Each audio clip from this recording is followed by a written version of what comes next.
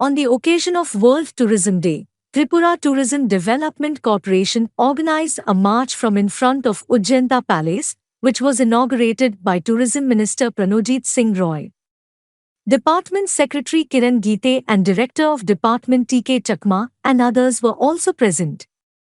After visiting the different areas of the capital, it ends in front of the Heritage Park.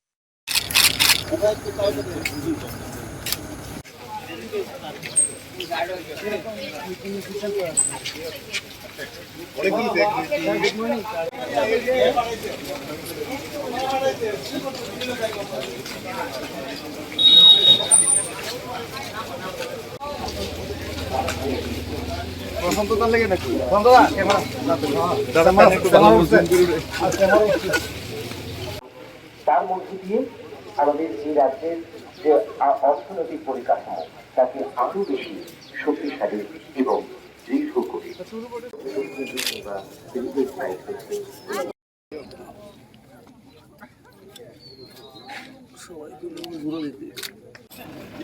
আজকে তো সকলে জানেন এটা পর্যটন বিশ্ব পর্যটন দিবস।